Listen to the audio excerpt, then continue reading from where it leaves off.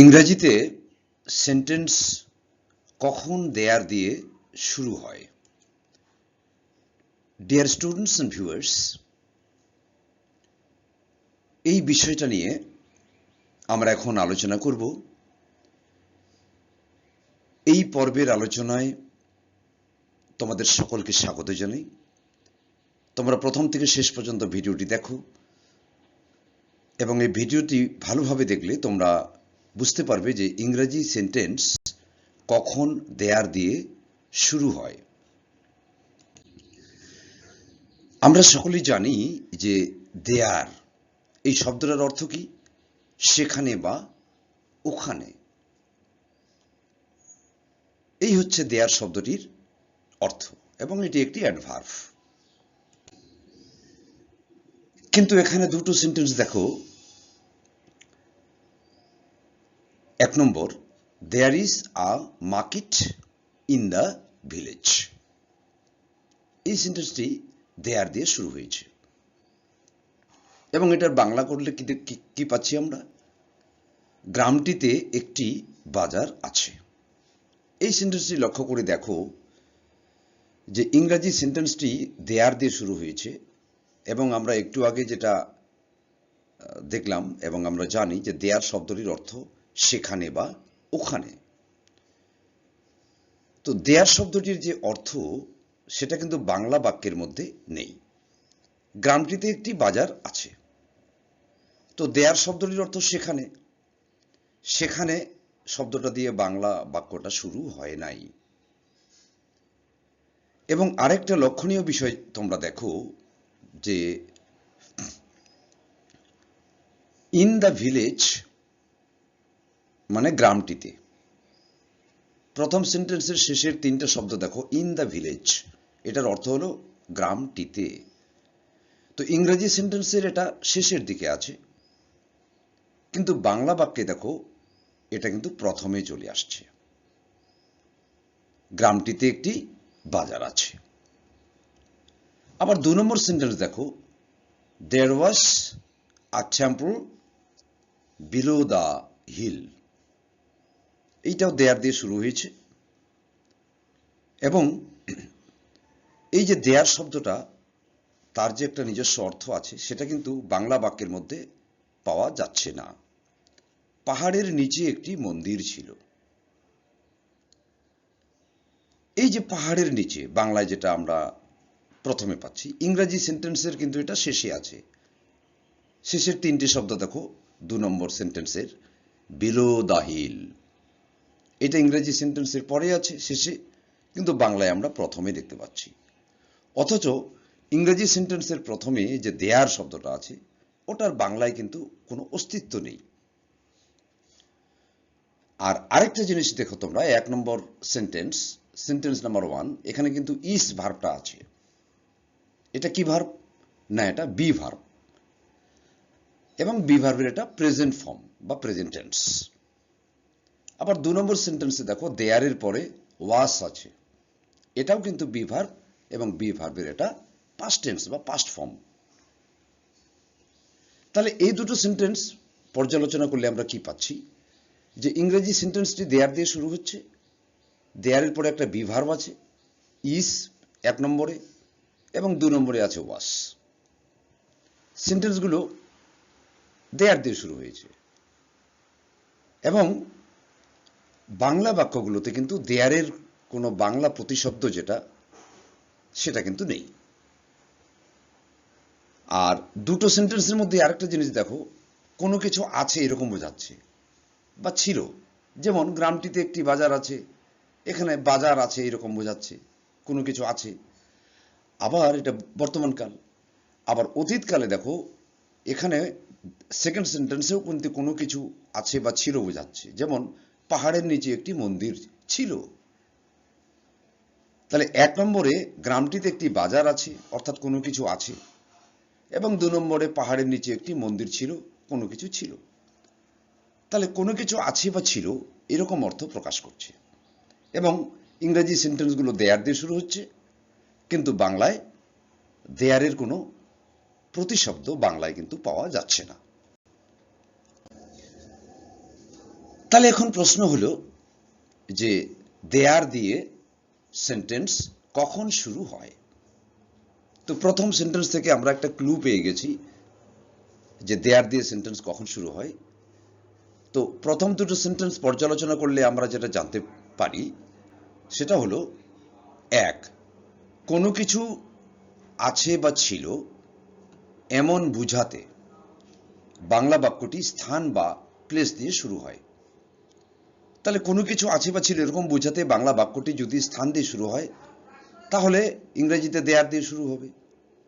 আবার এটা কখন হচ্ছে এরকম না, 2 নম্বর, বি ভার্বের থাকা অর্থে এমন হয়। বি ভার্বের অর্থাৎ বি ভার্ব বলতে কি বোঝায়, নিচে দেখো, এম ইজ আর হচ্ছে প্রেজেন্ট টেন্স, ওয়াজ ওয়্যার পাস্ট টেন্স। তো এইরকম বি ভার্বের থাকা অর্থ যখন প্রকাশ করে এবং বাংলা বাক্যটি যদি স্থান দিয়ে শুরু হয় তাহলে কিন্তু ইংরেজি সেন্টেন্সটি দেয়ার দিয়ে শুরু হয়। ধারণাটিকে ক্লিয়ার করার জন্য আরেকটি আমরা এক্সাম্পল নেব। আসানসোলে কয়লা খনি আছে। দেখো, এটা কিন্তু কোনো কিছু আছে এরকম বোঝাচ্ছে এবং স্থান দিয়ে বাংলা বাক্যটি শুরু হয়েছে। আবার এই বাক্যটা কিন্তু এরকম করেও বলা যায় যে কয়লা খনিটি আসানসোলে আছে। দুটো বাংলার মধ্যে তফাৎ দেখো। এক নম্বরে দুটো বাংলা বাক্য আছে। প্রথম বাংলা বাক্যটি আসানসোলে কয়লা খনি আছে, গ্রিন কালারে দেওয়া আছে দেখো। এখানে কিন্তু স্থান দিয়ে শুরু হলো যে আসানসোলে কয়লা খনি আছে। আবার নিচেরটাতে কিন্তু স্থান দিয়ে শুরু হয়নি, এখানে কয়লা খনি দিয়েই শুরু হয়েছে। কয়লা খনিটি আসানসোলে আছে। এই যে দ্বিতীয় বাক্যটি বাংলা, এটা কিন্তু অন্যরকম। আমরা এইরকম বাংলা নিয়ে আলোচনা করছি না। আমরা প্রথম যে বাংলা বাক্যটি আছে যেটা স্থান দিয়ে শুরু হলো, আসানসোলে কয়লা খনি আছে, এরকম বাংলা বাক্যের কথা আমরা বলছি। যে বাংলা বাক্যগুলো কি হবে না, স্থান দিয়ে শুরু হবে এবং আছে বা ছিল এরকম অর্থ প্রকাশ করবে। কোনো কিছু আছে বা ছিল, এখানে যেমন কয়লা খনি আছে, এরকম বাক্যগুলো কিন্তু ইংরেজিতে দেয়ার দিয়ে শুরু হবে এবং এটা বি ভার্ব ব্যবহার করতে হবে। এখানে আছে বর্তমান কাল যেহেতু, তাহলে বি ভার্বের প্রেজেন্ট টেন্স এম অথবা ইস অথবা আর, এই তিনটার মধ্যে যে কোনো একটা হবে। তাহলে there is coal mine in Asansol, আমরা এটা দেয়ার দিয়ে শুরু করলাম এবং বি ভার্ব ইস দিলাম, কারণ কোল মাইনটা এটা সিঙ্গুলার নাম্বার তাই ইস দিলাম। এটা প্লুরাল নাম্বার হলে এখানে আর দিতে হতো। There is coal mine in Asansol. তাহলে কি ধরনের বাংলা বাক্য ইংরেজিতে দেয়ার দিয়ে শুরু হয় না, তোমরা লক্ষ্য রাখবে যে কোনো কিছু আছে বা ছিল এরকম বোঝাবে এবং বাংলা বাক্যটা কিন্তু স্থান দিয়ে শুরু হবে। এখানে যেমন আসানসোল দিয়ে শুরু হয়েছে এবং কিছু আছে বা ছিল এরকম অর্থ প্রকাশ করবে। এখানে যেমন কয়লা খনি আছে এরকম বোঝাচ্ছে। এটা ইংরেজিতে দেয়ার দিয়ে শুরু করতে হবে এবং বি ভার্ব ব্যবহার করতে হবে। এখানে যেমন ইস ব্যবহার করা হয়েছে, ইস কার উপর নির্ভর করে ব্যবহার করা হয়েছে না, কোল মাইন। কোল মাইনটা যদি প্লুরাল নাম্বার হয় তাহলে এখানে আর হবে ইসের জায়গায়, এরকম ব্যাপারটা। আরেকটি দেখো যে আমরা লক্ষ্য করলাম কি না, আসানসোলে কয়লা খনি আছে, there is coal mine in Asansol. এই যে সেন্টেন্সটা, তোমরা বিরক্ত হবে না কিন্তু, কারণ ইংরেজিটা জানতে গেলে একটু ধীরে ধীরে ভালো করে বুঝতে হয়। এই জন্য আমি জিনিসটা একটু বারবার রিপিট করে তোমাদের মাথায় যাতে ঢুকে যায়, তোমাদের ধারণাটা যাতে ক্লিয়ার হয়, এই জন্য কিন্তু আমি কথাগুলো একটু বারবার বলছি, যাতে এই ভিডিও দেখার পর তোমাদের দেয়ার নিয়ে কোনো সমস্যা না থাকে। একটু ধৈর্য ধরে তোমরা থাকো। তাহলে আসানসোলে কয়লা খনি আছে, there is coal mine in Asansol, এই সেন্টেন্সটা আমরা আলোচনা করলাম। তো এখানে আমরা তাহলে কি দেখতে পেলাম, দেয়ার শব্দটি, এই যে দেয়ার শব্দটা ইংরেজি সেন্টেন্সের মধ্যে দেখতে পাচ্ছি, এটা ইংলিশ সেন্টেন্সের প্রথমে থাকে, ইংরেজি সেন্টেন্সের কিন্তু প্রথমে আছে, কিন্তু বাংলা বাক্যে থাকে না। দেখো বাংলা বাক্যটা দেখো, এখানে দেয়ারের যে বাংলা সেখানে বা ওখানে, ওটা কিন্তু বাংলায় নেই। এই বিষয়টা কিন্তু মাথায় রাখতে হবে। এই দেয়ারটা নিয়েই আমরা আলোচনা করছি, যে দেয়ারটা ইংরেজি সেন্টেন্সের শুরুতে থাকছে কিন্তু বাংলা বাক্যে দেয়ারের কোনো অস্তিত্ব নেই। এই ব্যাপারটাই আলোচনা আমরা করছি। তাহলে এইরকম সেন্টেন্সগুলো কখন হবে না, বাংলা বাক্যটা আরেকবার ভালো করে বলছি, যে আসানসোলে কয়লা খনি আছে, কোনো কিছু আছে বা ছিল এরকম যখন অর্থ প্রকাশ করবে, তখন বাংলা বাক্যটা যদি স্থান দিয়ে শুরু হয়, এখানে যেমন আসানসোল হচ্ছে স্থান, কয়লা খনিটা কোথায় আছে, আসানসোলে আছে, তো কোনো জিনিস কোথায় আছে বা ছিল সেই স্থান দিয়ে শুরু হলে ইংরেজিতে আমরা দেয়ার দিয়ে শুরু করব। এবং এই দেয়ারটা কিন্তু বাংলায় থাকবে না, এর বাংলা অর্থ বাংলায় থাকবে না। তাহলে এই যে সেন্টেন্সটা আমরা দেখলাম, আরেকবার আমরা আসানসোলে কয়লা খনি আছে এটা নিয়ে আরেকবার আমরা আইডিয়াটাকে আরেকটু ক্লিয়ার করব আমরা। তাহলে আসানসোলে কয়লা খনি আছে, there is coal mine in Asansol. তাহলে দেয়ার দিয়ে সেন্টেন্স কখন শুরু হয়, আমরা এই প্রশ্নটা আগেও করেছিলাম না। দেয়ার দিয়ে শুরু হচ্ছে কখন, এক নম্বর, কোনো কিছু আছে বা ছিল এমন বোঝাতে বাংলা বাক্যটি স্থান বা প্লেস দিয়ে শুরু হয়। যখন বাংলা বাক্যটি স্থান বা প্লেস দিয়ে শুরু হয় তখন ইংরেজিতে ওটা দেয়ার দিয়ে শুরু হয়। আর কি প্রমাণ হলো না, দু নম্বর, বি ভার্বের থাকা অর্থে এমন হয়, এরকমটা কখন হচ্ছে বি ভার্ব। যেমন ধরো দেয়ার ইজ কোল মাইন, এই যে ইংরেজি সেন্টেন্সটা এখানে ইস আছে, ইসটা হলো বি ভার্ব। বি ভার্বের থাকা অর্থে এমন হয়। তাহলে বি ভার্ব বলতে আমরা জানি যে বি ভার্ব বলতে বি ইকুয়াল টু কি দেওয়া আছে সবার নিচে, এম ইজ আর হচ্ছে প্রেজেন্ট, ওয়াজ আর হচ্ছে পাস্ট। এগুলোর থাকা অর্থে দেয়ার দিয়ে সেন্টেন্সটা শুরু হচ্ছে যখন কিনা কোনো কিছু আছে বা ছিল এরকম বোঝাচ্ছে এবং বাংলা বাক্যটা স্থান দিয়ে শুরু হচ্ছে। এই যে আমরা আমরা পরপর চারটা সেন্টেন্সের এক্সাম্পল আমরা নেব, তার মধ্যে এক নম্বর সেন্টেন্স আসানসোলে কয়লা খনি আছে, এটা আমরা অনেকবার ডিসকাস করলাম। তারপরে সেন্টেন্সগুলো একই রকম সেন্টেন্স দেখো, এক নম্বরটা যেমন আমরা ডিসকাস করলাম, আসানসোলে কয়লা খনি আছে, এখানে কোনো কিছু আছে বোঝাচ্ছে এবং স্থান দিয়ে শুরু হয়েছে। একইভাবে কিন্তু 2, 3 এবং 4 নম্বর সেন্টেন্স তোমরা দেখো, একই প্যাটার্নের সেন্টেন্স, একই টাইপের সেন্টেন্স। এগুলো প্রত্যেকটা সেন্টেন্স দেখো কোনো কিছু আছে বা ছিল এবং কোথায় আছে বা ছিল সেই স্থানটা আগে আছে। যেমন 2 নম্বরে, আমাদের গ্রামে একটি বিদ্যালয় আছে, তাহলে কোনো কিছু আছে এরকম বোঝাচ্ছে। কি আছে এখানে, বিদ্যালয় আছে, এবং বিদ্যালয়টি কোথায় আছে, ওই স্থানটার উল্লেখ কিন্তু প্রথমে আছে, না আমাদের গ্রামে, আমাদের গ্রামে বিদ্যালয়টা আছে।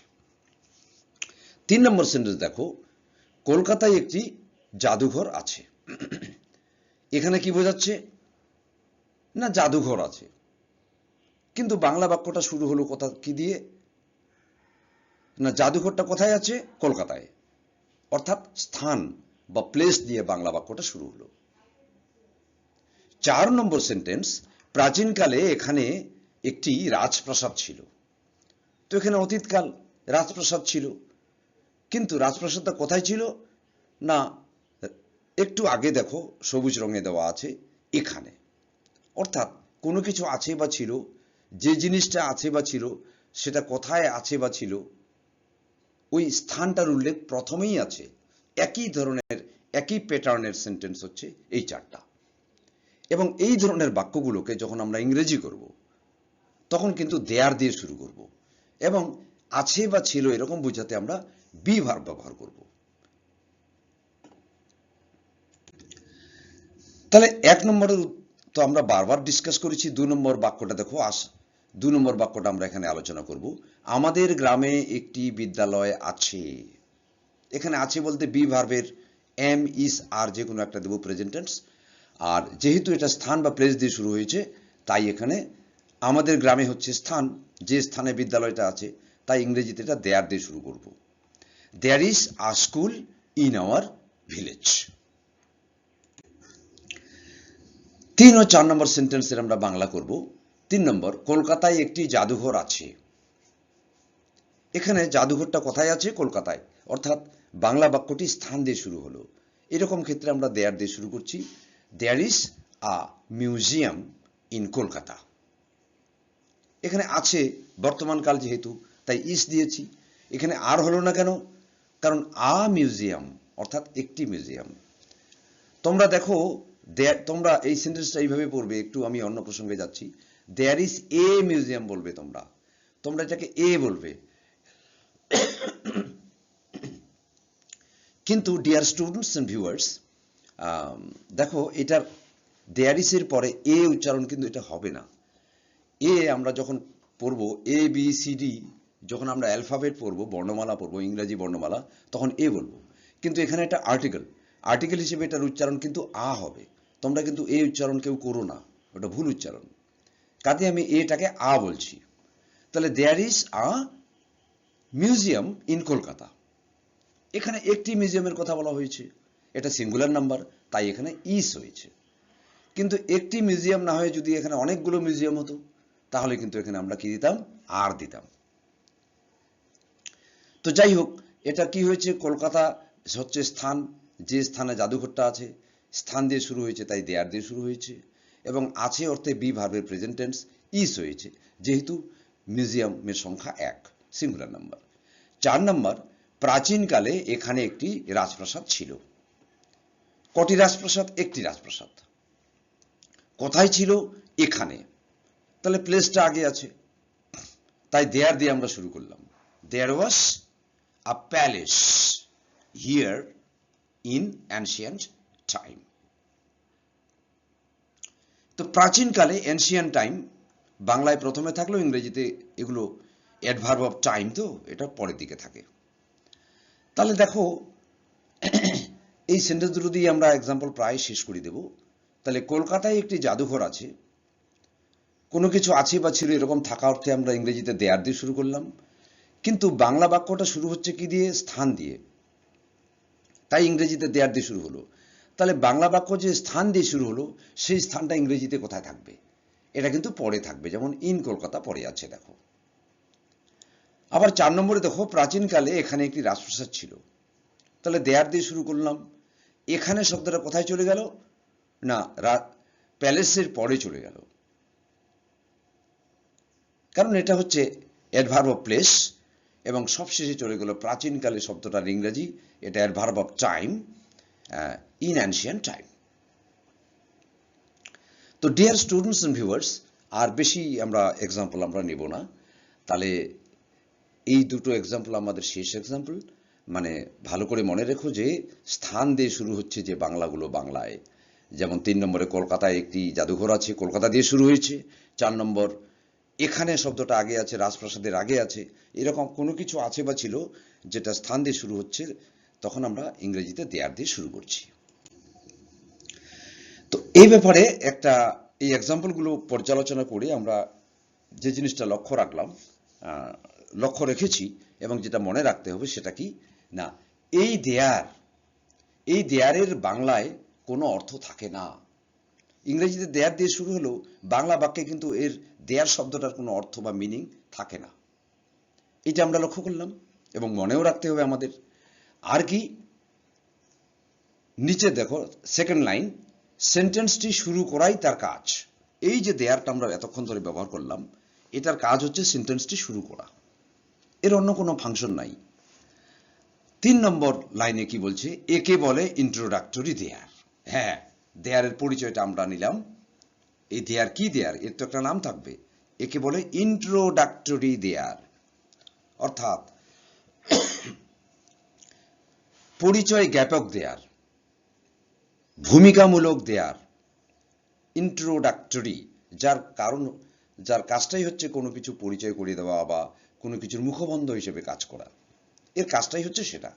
এর কিন্তু কোনো ব্যক্তিগত অর্থ সেন্টেন্সের মধ্যে, বাংলা বাক্যের মধ্যে থাকে না।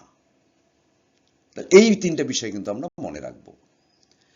তো আজকে আলোচনাটা আর বেশিক্ষণ আমরা নেব না, দেয়ার দিয়ে আলোচনা আমরা শেষ করতে যাচ্ছি। আর তার আগে আমরা কি করব না, এতক্ষণ আমরা অ্যাফার্মেটিভ সেন্টেন্স বা হ্যাঁবাচক বাক্য আলোচনা করলাম।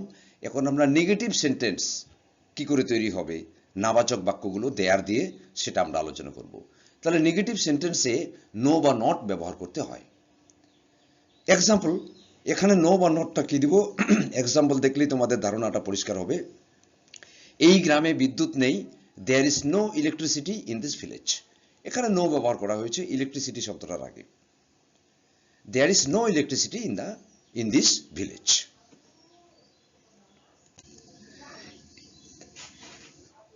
এইখানে পরপর আবার 4টা সেন্টেন্স নেওয়া হয়েছে, দেখো।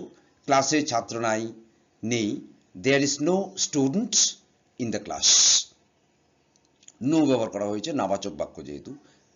2 নম্বর, ক্লাসে একটিও ছাত্র নেই। এখানে দেখো, there is not a single student in the class. তো 1 নম্বর আর 2 নম্বর বাক্যের মধ্যে তফাৎটা দেখো। 1 নম্বর বাক্যে 1 নম্বর সেন্টেন্সে কিন্তু নো এবং 2 নম্বর সেন্টেন্সে কিন্তু নট দেওয়া হয়েছে। কেন দেওয়া হয়েছে? কারণ নো এর পরে দেখো শুধু নাউন আছে, স্টুডেন্টস, শুধু নাউনটা রয়েছে। আবার 2 নম্বরে দেখো ছাত্র শব্দটির আগে, স্টুডেন্ট শব্দটির আগে আ সিঙ্গল শব্দটা আছে, শব্দ দুটো আছে। অর্থাৎ এখানে আর্টিকেল আছে এবং আরেকটা অ্যাডজেক্টিভ আছে সিঙ্গল, এই জন্য নট হলো। শুধু নাউনের আগে নো বসে, কিন্তু নাউনের আগে যদি আর্টিকেল বা অ্যাডজেক্টিভ বসে তখন নট বসবে, এই হচ্ছে নিয়ম। তাহলে ক্লাসে একটিও ছাত্র নেই, there is not a single student in the class. 3 নম্বর, ক্লাসে কি ছাত্র নেই? যখন প্রশ্ন করব তখন বি ভার্বটা সামনে আসবে, এখন ইজটা সামনে চলে আসলো। Is there no students in the class? আবার 4 নম্বর, ক্লাসে কি একটিও ছাত্র নেই? এখানেও প্রশ্ন করার সময় ইজটা সামনে আসবে। Is there not a single student in the class? তো এই গেল নেগেটিভ সেন্টেন্স এবং কোশ্চেন তৈরি করার বিষয়টা।